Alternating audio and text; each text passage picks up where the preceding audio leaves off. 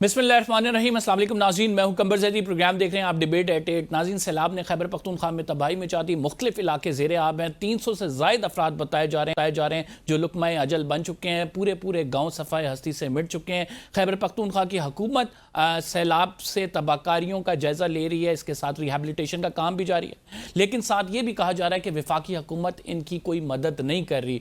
वफाक दावे कर रही है, वज़ीर आज़म ने खसूसन एक टीम बना दी है, वफाकी वज़रा को हिदायत की है कि वहाँ पे इमदादी कार्रवाइयों में आप भी जाएं, हिस्सा लें। अमीर मकाम साहब वहीं पे मौजूद हैं, लेकिन फिर भी जो खैबर पख्तूनख्वा की हुकूमत है वो फंड्स के हवाले से और इमदादी कार्रवाइयों में हिस्सा ना लेने के हवाले से दावे कर रही है। इस पर बात करेंगे। दूसरी बड़ी स्टोरी, पाकिस्तान के 40 अमीर तरीन ख़ानदानों की एक नई फहरिस्त सामने आई है और पाकिस्तान इकनॉमी डेवलपमेंट बोर्ड के चेयरमैन गौहर एजाज साहब ये कहते हैं कि अगर ये 40 ख़ानदान जो हैं वो टैक्स दें, इनको अगर फैसिलिटेट किया जाए तो पाकिस्तान को IMF के पास जाने की ज़रूरत नहीं है। इन 40 ख़ानदानों में बेस्ट वे ग्रुप सबसे नंबर 1 पे है, जिसने तकरीबन 3 अरब 62 करोड़ रुपए की सरमायाकारी पाकिस्तान में की हुई है। दूसरा ग्रुप फौजी फाउंडेशन का है, 2 अरब 25 करोड़ की इसने सरमायाकारी की हुई है पाकिस्तान में।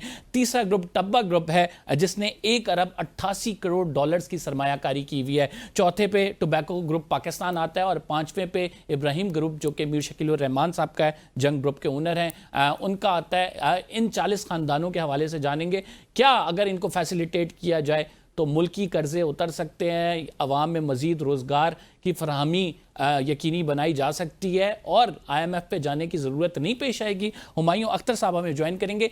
तीसरी स्टोरी जो प्रोग्राम में शामिल करेंगे वो सिख फॉर जस्टिस मूवमेंट की है। सिख एहतजाज करें वाशिंगटन DC में खालिस्तान तहरीक के हवाले से रेफरेंडम कराया जा रहा है। 2021 से मुसलसल रेफरेंडम हो रहे हैं, कितना अहमियत का हामिल है ये रेफरेंडम, इस पर भी बात करेंगे। नाज़रीन, सबसे पहले हमें ज्वाइन किया है हुमायूं अख्तर साहब ने, साबिक वफाकी वज़ीर सनअत व तिजारत। बहुत शुक्रिया हुमायूं साहब हमें प्रोग्राम में ज्वाइन करने के लिए। एक नई लिस्ट आई है जिसमें 40 बिजनेसमैन के हवाले से डिटेल्स दी गई हैं। जो गौहर एजाज साहब हैं वो कहते हैं कि पाकिस्तान के कर्जे उतर जाएंगे, पाकिस्तान को IMF की तरफ देखना नहीं पड़ेगा अगर इन लोगों को फैसिलिटेट करें, क्योंकि इन्होंने पाकिस्तान में इन्वेस्टमेंट की हुई है। साथ ही वो ये भी कहते हैं कि इनसे टैक्स भी लिया जाए। तो आप क्या समझते हैं, ये जो नई लिस्ट आई है इसमें ये 40 फैमिलीज़ का जिक्र है, 40 मुख्तलिफ ग्रुप्स का जिक्र है, क्या इनको पाकिस्तानी हुकूमत को फैसिलिटेट करना चाहिए कि हमें कहीं और ना देखना पड़े, IMF की तरफ ना देखना पड़े, क्योंकि हमारे अपने मुल्क में इतना पोटेंशियल मौजूद है? पहले तो ये लिस्ट मेरी नज़र से नहीं गुजरी। दूसरा, गौहर एजाज साहब हमारे दोस्त है, इंतहाई काबिल और काबिल एहतराम शख्सियत है और बिजनेसमैन है। तीसरा जी, मेरी एक सोच है बड़ी पुरानी कि इस मुल्क को अगर हमने ये IMF के चंगल से निकालना है तो हमें इंडस्ट्रियलाइजेशन बढ़ानी है। इस मुल्क में इंडस्ट्रियलाइजेशन इस मुल्क में सुकड़ रही है, उसकी बहुत वजूहात हैं।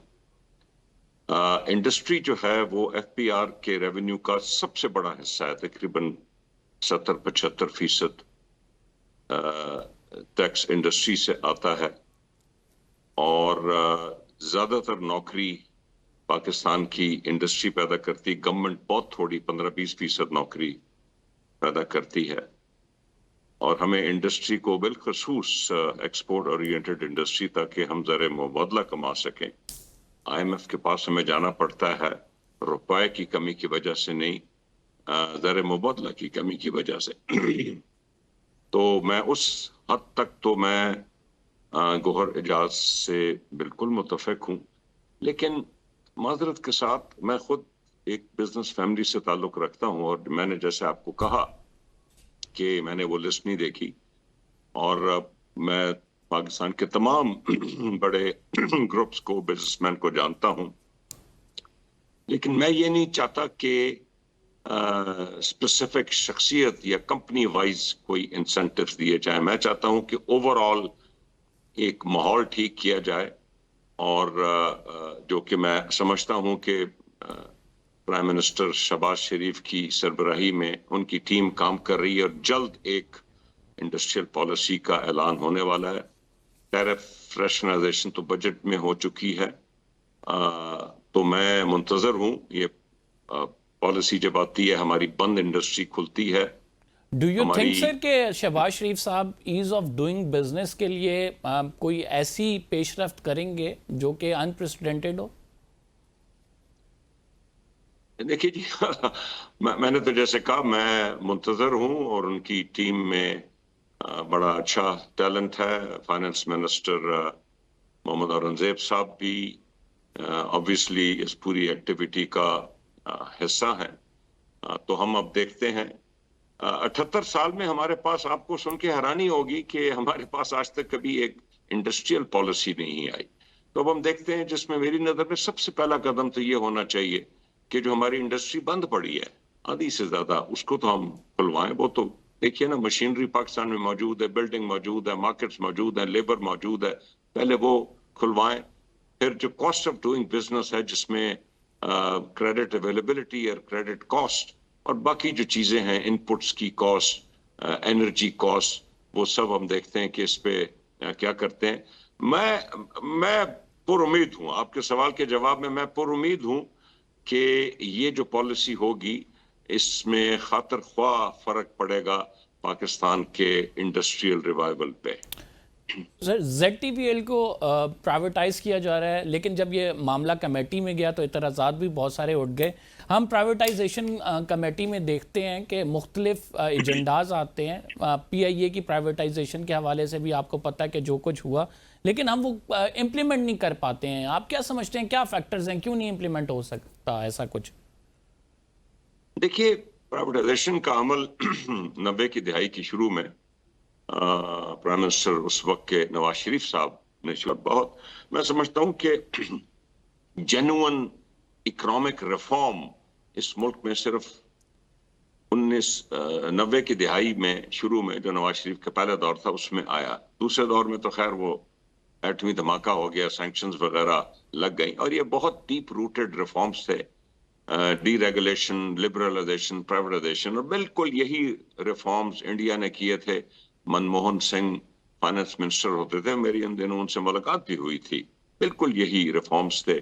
लेकिन इंडिया इस पे साबित कदमी से चलता रहा, हम 2 कदम आगे गए, 1 पीछे गए, और हम वो हासिल ना कर सके जो पोटेंशियल था इन रिफॉर्म्स में।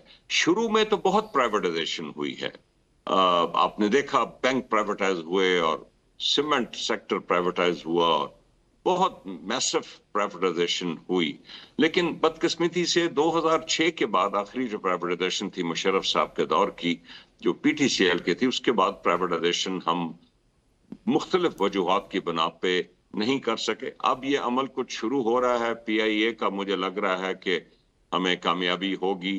कुछ 3 डिस्कोज हैं, डिस्ट्रीब्यूशन कंपनीज, वो गालिबन प्राइवेटाइज हो जाएंगी, लेकिन ये प्रॉफिटेबल डिस्कोज हैं। चैलेंज होगा कि जो अनप्रॉफिटेबल डिस्कोज हैं, जैसे हैदराबाद की है, या सक्खर की, या कोयटा की, या पेशावर की, उनको प्राइवेटाइज किया जाए। लेकिन बहरहाल एक सिलसिला शुरू होगा। इसका आपके पास प्रेसिडेंस है कराची इलेक्ट्रिक की प्राइवेटाइजेशन का, वो कुछ हद तक कामयाब रहा है। आपने ZTPL की बात की, देखिए मैं समझता हूं कि ज्यादातर जो पब्लिक सेक्टर को इन कामों में नहीं होना चाहिए, लेकिन ZTPL का एक खास मकसद है कि पाकिस्तान के किसान तक जो है वो कर्जे दें। जी बिल्कुल, कर्जे पहुंचाए जाएं पाकिस्तान के किसान तक। अगर तो हम इस ऑब्जेक्टिव पे कायम दायम रह सकते हैं, तो होगा ये, देखिए ना, ZTPL के पास एसेट्स बहुत हैं, पुराना इदारा है, उसके एसेट्स बड़े हैं। अब ये ना हो कि, मतलब इसमें हमें बड़ा स्ट्रिक्टली ये रूल्स बनाने पड़ेंगे कि अगर ये प्राइवेटाइज होता है तो जो भी नया इसका ओनरशिप आई है, वो जो इस इदारे के मकासद हैं उनसे डिविएट ना कर सके और किसान तक जी कर्जों की रसाई बिल्कुल जारी दोस्त, रहे। एक और इम्पोर्टेंट इशू जो आपसे डिस्कस करना है, 16% तिजारत जो है वो पाकिस्तान की इस टाइम अमेरिका से बढ़ गई है। भारत पे टैरिफ्स 25% लगे हैं, फिर 50% मजीद लगा दिए गए। एक वैक्यूम क्रिएट हो जाएगा टैरिफ्स की वजह से। क्या आप समझते हैं कि पाकिस्तान उस वैक्यूम, उस खला को पूरा कर पाएगा? क्योंकि एक देखिए, अपॉर्चुनिटी के हमारे तौर पे हमारे सामने ये सिचुएशन सारी आई है। देखिए, हमारे पास अपॉर्चुनिटी है। हमारा बहुत बड़ा जो तजारत का हिस्सा है वो टेक्सटाइल का है अमेरिका में। और जैसे मैंने कहा कि हमारी टेक्सटाइल सनत काफी हद तक बंद पड़ी है, तो अगर वो रिवाइव हो जाए तो कम से कम हमारे पास कैपेसिटीज तो होंगी ना जी। हम एक चीज पहले बनाएंगे तो फिर उसको एक्सपोर्ट करेंगे ना जी। तो कैपेसिटीज तो हमें मौजूद है, हमें इंतजार नहीं करना पड़ेगा 2-3 साल के नई कैपेसिटीज लगे और फिर जाके हम एक्सपोर्ट करें। मैं इसको एक शॉर्ट टर्म अपॉर्चुनिटी समझूंगा, इसलिए कि अभी फर्क सिर्फ ये है, फर्क ये नहीं है कि हमारा टैरिफ जो है 19% है और उसमें बाकी चीजें भी ऐड होंगी जो कि हर मुल्क के लिए ऐड होंगी। 10% फ्लैट टैरिफ है, फिर मौजूदा जो उनका जो एक्चुअल टैरिफ्स हैं वो भी शामिल है। लेकिन बहरहाल इस वक्त इशू ये है, ये नहीं है कि टैरिफ कितना है। टैरिफ तो अमेरिकी कंज्यूमर ने अदा करना है, हमने तो नहीं अदा करना। हमें फर्क सिर्फ पड़ेगा कि अगर हमारे मुल्क पे टैरिफ कम है तो अमेरिकन इंपोर्टर जो है वो हमारी प्रोडक्ट्स को इंपोर्ट करेगा, तरजीह देगा। अब हमारा टैरिफ प्रिटी मच, इंडिया तो ठीक है बहुत बड़ा उसकी एक्सपोर्ट है और इंडिया में इस वक्त 6% का वैसे फर्क है, 25% प्यूनिटिव टैरिफ लगा हुआ है। वो एक हमारे पास मौका है, लेकिन हमारे साथ compete कर रहे होंगे बांग्लादेश और वियतनाम और इंडोनेशिया और कंबोडिया, जो प्रिटी मच हमारे जहां तक टैरिफ का ताल्लुक है हमारे साथ हैं, लेकिन उनकी कॉस्ट ऑफ डूइंग बिजनेस हमसे कम है। ये हमें ज़हन में रखना चाहिए। वो एडवांटेज हमें टैरिफ की जो इंडिया के मुकाबले के जो मुल्क हैं, टैरिफ हमारे शायद प्रिटी मच उनसे बराबर हो, लेकिन हमारी कॉस्ट ऑफ डूइंग बिजनेस जो है वो उनकी काफी ज्यादा है। ये अब देखें अगले चंद हफ्तों में कॉस्ट ऑफ डूइंग बिजनेस हम कितनी घटा सकते हैं ताकि हम ये जो इंडिया की इसका फायदा हासिल कर सकें। आखिर में आपसे दूसरा मैं एक फाइनल चीज कहूंगा, इंडिया का जो प्यूनिटिव टैरिफ है ना जी, वो मैं समझता हूं कि जैसे ही रूस और यूक्रेन का मामला तय हुए तो वो प्यूनिटिव टैरिफ 25% का मेरे ख्याल में हट जाएगा इंडिया। सो आप ये ना समझें कि मुज़ाकरात की कामयाबी के बाद जी हमेशा वो लंबा प्रोसेस होगा, इतनी जल्दी नहीं होगा, लेकिन ये हमेशा के लिए नहीं है। तो इस चीज को मद्देनजर रखना चाहिए। ये मनी लॉन्ड्रिंग के हवाले से जो IMF के एतराज़ात हैं, एक रिपोर्ट भी आई है, उन्होंने कहा कि पाकिस्तान मनी लॉन्ड्रिंग रोकने में नाकाम रहा, ना ही आपके पास ऐसे इदारों के दरमियान हमआहंगी है, कम्युनिकेशन है कि जो ये काम कर सकें। और इससे जो है ज़ाहिर बात है IMF से हमने लोन सिक्योर करना होता है। ऐसी रिपोर्ट्स जब आती हैं तो वो वैसे ही एक सिग्मा होती हैं पाकिस्तान के लिए। डू यू थिंक कि ये मनी लॉन्ड्रिंग का जो मामला है ये रोकने में इदारे अपना रोल प्ले करेंगे? अभी तक जो कि रिपोर्ट आई है उसमें तो बड़ी बुरी तरह से एक्सपोज किया गया इदारों को। देखिए जी, इसमें जो मेन इदारा है वो FATF है और उसमें we are a member in good standing. हम किसी ग्रे लिस्ट में नहीं है, किसी ऑल लिस्ट में नहीं है। और इसके आपको पता है कि कांस्टेंट रिव्यूज होते हैं। IMF की कुछ ऑब्जर्वेशंस आई हैं, इन्होंने जो अखबारात में खबर छपी है ब्लैंकेट के जी हमारा मनी लॉन्ड्रिंग सिस्टम नाकिस है, कुछ इन्होंने इम्प्रूवमेंट्स कुछ इदारों में कवानीन में सजेस्ट किए हैं जिस पे हुकूमत पाकिस्तान अव्वल तो उन्होंने उससे एग्री नहीं किया, लेकिन ऑब्वियसली अभी बातचीत होगी। तो मैं उसको इतना सीरियसली बिल्कुल नहीं ले रहा। इसका जो मनी लॉन्ड्रिंग AML जिसको कहते हैं anti money laundering anti terror financing AML ATF, इसमें CTF, इसमें जो मेन अदारा है वो FATF है, उससे हम गुड स्टैंडिंग में हैं।